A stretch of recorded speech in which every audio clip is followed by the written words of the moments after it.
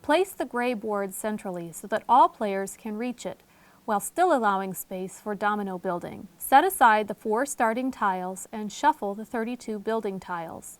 Place the stack gray side up on the leftmost square. Deal out the tiles across the building board.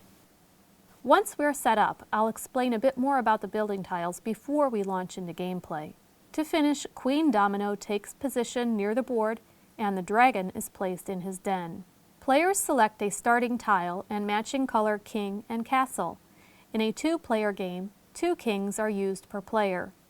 Only 1 king per player in a 3- and 4-player game. Each player is given 1 knight and coins that add up to a value of 7.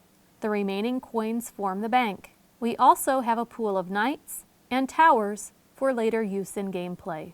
The dominoes include 7 different color terrains in different color combinations, some with only a single color. The dominoes are shuffled and placed back into the box insert so that the color terrain sides are not visible. Before we begin gameplay, let's take a look at the building tiles. Use of the building tiles is central to scoring strategy. The building tile is placed on top of the red terrain square after it is purchased. The purchase price for the tile is indicated by its space on the board. If the building tile has items in the upper left corner, the player acquires those items in the purchase. This value indicates the player will collect bonus tax money during gameplay. All values in the lower right corner of the tiles are part of scoring at the end of the game. Players have the opportunity to buy a tile during their turn only if they have a red terrain domino in play. To start, take the first 4 dominoes from the box and line them up low to high number, terrain side down. Flip them to expose the terrain. To determine the play order, pull a random king from a hidden pool. The first player places a king on a domino. In a 2-player game, the second player places 2 kings. Player 1 gets the final domino. In 3- and 4-player games, each player uses their 1 king to make a single domino selection. One of the dominoes will be unclaimed and removed from play in a 3-player game.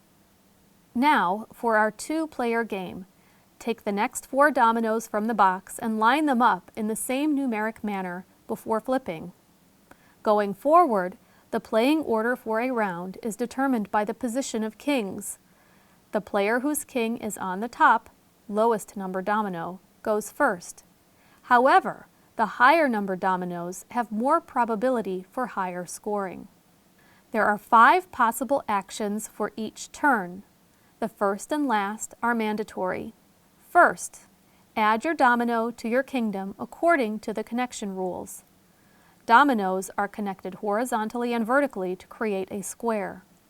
In a 2-player game, the dimension is 7 squares by 7 squares.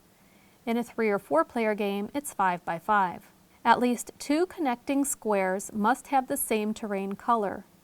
The 4 sides of the starting tile are wild, allowing any terrain to connect to it. Once a domino is in place, it may not be moved.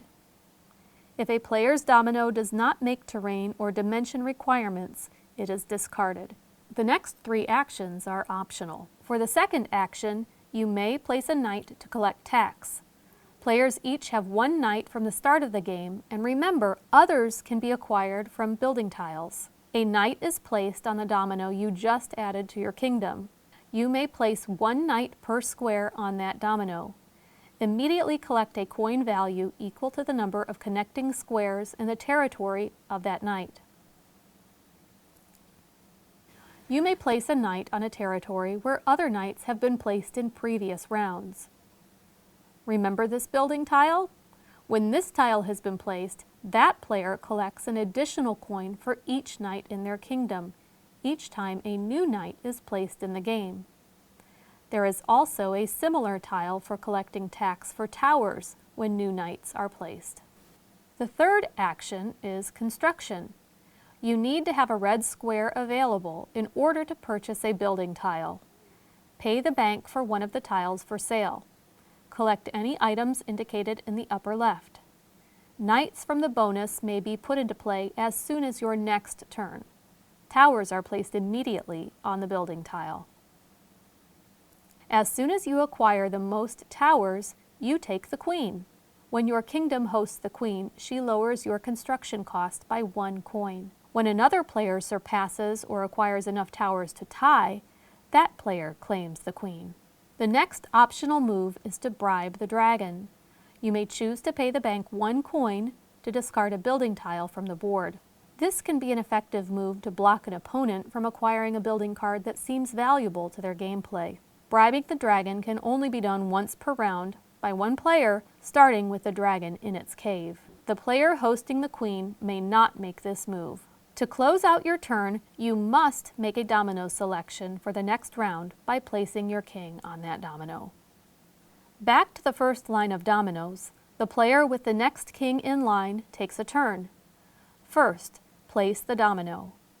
Now, optionally, place a knight, construct on a red square, bribe the dragon. Close out the turn by selecting the next domino. The round continues with all dominoes in that line. The next round is reset by moving the dragon back to its cave. Slide remaining construction tiles to the right and replace missing squares. Form a new line of 4 dominoes and continue gameplay. A game takes a total of 12 rounds, using all dominoes, regardless of the number of players. When the last dominoes have been played, the game ends.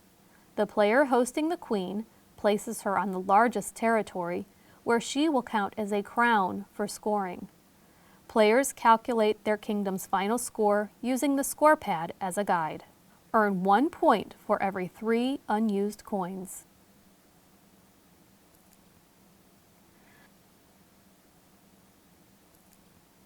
For the yellow territory, count the number of connecting terrain squares, 12, and multiply that number by the total number of crowns found in that territory, 4. The score is 48. Calculate in the same manner for each of the other terrain types. It is possible to add up territory crown points for multiple territories of the same terrain. Add up points for detached territories according to the color indicated on the building tile. For example, I have 2 detached mine territories. Multiplied by 2, that is a score of 4. The traveling castle allows a bonus of 1 point per castle. There is also a similar bonus for knights. Some tiles give straight bonus points. This one is 2. The player with the highest score wins the game.